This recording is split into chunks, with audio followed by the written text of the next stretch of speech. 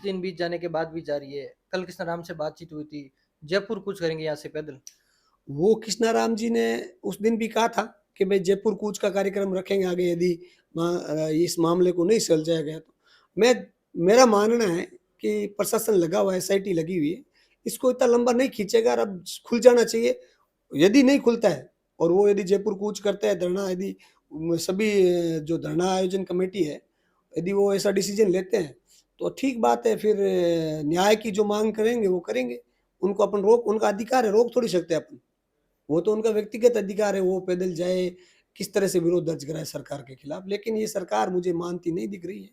इन सरकार के कान पर जूं नहीं रहेंगे कि जब तक ये इनके जो तानाशाही रोया है ये सदैव बरकरार रहेगा। अब लग रहा है एक को तो पेड़ को जो है काटा गया या आज से काटा गया, दूसरा है जो एक महिला कांस्टेबल थी उसके ऊपर पथराव किया गया, तीसरा जो बैरिकेड है वो गिराए गए। देखो, बैरिकेड तो हो सकता है भीड़ की वजह से गिर जाए, वो कोई बड़ी बात नहीं, हर जगह होता है ऐसा, एक नेचुरल मामला है धरने के प्रदर्शन के अंदर। लेकिन वृक्ष काटने, वृक्ष तोड़ने की यदि कोई बात करता है और ऐसा कोई हुआ है तो बिल्कुल हम उसके भी खिलाफ है। वृक्षों की रक्षा करना हमारा परम कर्तव्य है और यदि ऐसा किसी ने किया तो उसके खिलाफ सर पुलिस के पास पूरी वीडियोग्राफी है, उनके खिलाफ पुलिस को कार्रवाई करनी चाहिए। और दूसरी बात, जो बहन पुलिस कांस्टेबल थी उनके यदि चोट लगी है पत्थर से तो उनकी जांच हो, जिसने पत्थर मारे उनके खिलाफ कार्रवाई हो। वो पत्थर मारने वाले कभी भंवरी देवी को न्याय दिलाने वाले नहीं थे, वो जो भी थे माहौल खराब करने वाले लोग थे। हम लोग तो शांति से ये धरना करना चाहते थे। और यदि न्याय मांगना गुनाह है, न्याय मांगने से यदि मुकदमा होता है तो फिर मुकदमा होए, न्याय मांगना बंद नहीं होगा। तो क्या लगता है इसमें अलग अलग पोस्टें आ रही है, अभी तक कंफर्म पुष्टि नहीं हुई, कभी सोलर माफिया बता रहे तो कभी बड़े राजनेताओं का नाम बता रहे, उसको लेकर क्या कहेंगे, अलग अलग मैं चर्चाएं हो रही। मैं पहले दिन से ये चीज कह रहा हूं, जब तक एसआईटी और पुलिस क्लियर नहीं करे तब तक सोशल मीडिया बंधुओं से, युवा साथियों से, तमाम लोगों से मेरा निवेदन है किसी का नाम नहीं ले। जब पुलिस इस चीज का क्लियर प्रेस कॉन्फ्रेंस करके बता दे कि फलाना मुलजिम है, वो क्लियर होता है। पहले किसी के ऊपर इतना बड़ा आरोप लगाना मर्डर जैसे मामले का मेरे हिसाब से उचित नहीं है बिना कुछ सबूत के।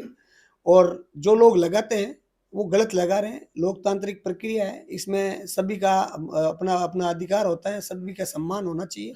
तो किसी के ऊपर सम्मान को ठेस पहुंचाना ठीक बात नहीं है। तो उस दिन 18 तारीख को कलेक्टर कार्यालय घेराव किया गया, उसके बाद कुछ मांगे आपकी मानी नहीं गई थी या कोई बातचीत हुई, उसको लेकर रात को धरना वहां पर रहा, वहां तमाम सारे लोग हजारों की संख्या, उस पर भोजन किया गया, वहां बैठे गए, उसको लेकर फिर वापस वहां चले गए पहले दिन देखो, या ये सेकंड तो दिन। मैंने आपको पहले ही बताया, ये जो धरना कमेटी बनी है उस कमेटी का डिसीजन है कि क्या करना है क्या नहीं करना है। हम तो वो लोग हैं जो चाहते हैं कि भंवरी देवी को न्याय मिले। अब भंवरी देवी के न्याय के लिए यदि हमें कहीं बुलाया जाएगा तो हम आएंगे, चाहे मुकदमा 1000 लगाए। गलत हरकतें हम करेंगे नहीं, कानून हम हाथ में लेंगे नहीं, गलत बात हम करेंगे नहीं। हम प्रक्रिया के तहत, लोकतंत्र प्रक्रिया के तहत उस अबला नारी को न्याय दिलाने के लिए संघर्ष करेंगे। रोड से लेकर सदन तक हर जगह पे हम संघर्ष करेंगे। धरना 25 अब पूरे प्रदेश के अंदर एक भंवरी देवी का विषय बना हुआ चर्चा को लेकर अभी तक 25 दिन बीत जाने के बाद न्याय नहीं मिला। जो आपने कलेक्टर कार्यालय घेराव किया गया था उसमें एफआईआर हुई, उसमें आपका भी नाम आया। देखो अनिल जी, जो फलोदी जिले के अंदर लोहाट कस्बे में भंवरी देवी का जो जघन्य अपराध, रात को सोए हुए अबला नारी का गला रेत कर जो हत्या की गई थी, उसको लेकर पश्चिमी राजस्थान के प्रत्येक घर में, प्रत्येक महिला में, प्रत्येक युवा में आक्रोश भरा हुआ है। उसी हत्या के बाद 25 दिन से लोग धरना कर रहे हैं, अनशन कर रहे हैं, जगह जगह पर विरोध कर रहे हैं। उसी विरोध के चलते जो फलोदी के अंदर आयोजन कमे जो वहाँ की धरना कमेटी बनाई हुई है, उन कमेटी के द्वारा आह्वान किया गया कि फलोदी के अंदर कलेक्टर मुख्यालय और एसपी मुख्यालय पर ज्ञापन दिया जाएगा, उनका घेराव किया जाएगा। ये एक लोकतंत्र की प्रक्रिया है। उस प्रक्रिया के तहत 18 तारीख को फलोदी जिले के अंदर लाखों लोग आए, बड़ा आंदोलन हुआ। उसी आंदोलन में, उसी भीड़ का हिस्सा मैं भी था।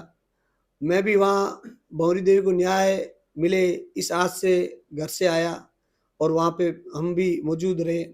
लेकिन बड़ा दुर्भाग्य का विषय है कि आंदोलनकारियों द्वारा भंवरी देवी को न्याय दिलाने की जो मांग की जा रही थी, उस मांग को तो इन्होंने गौर से नहीं सुना होगा, नहीं किया होगा। लेकिन वहाँ जो लोग मांग करने आए उनके ऊपर मुकदमा करना ये ठीक नहीं है। ये लोकतंत्र के लिए चिंता का विषय है। और उसमें जो धाराएं लगाई गई है, संगीन धारा है जो एक आदतन अपराधी के ऊपर लगाई जाती है, वैसा वहां कुछ हुआ नहीं था। हम लोग मेरा व्यक्तिगत बताऊँ तो मैं ऑन मीडिया भी था वहाँ, सारे सोशल मीडिया पे लाइव था। तो मैंने जब ये धरना शुरू हुआ, तो उस दौरान मैंने केवल मात्र ये बात कही कि अपन सभी का मकसद एक है, भंवरी देवी को न्याय मिले। उस महिला के साथ जो अपराध हुआ है, उस अपराध का जो दोषी है उसको सज़ा मिले।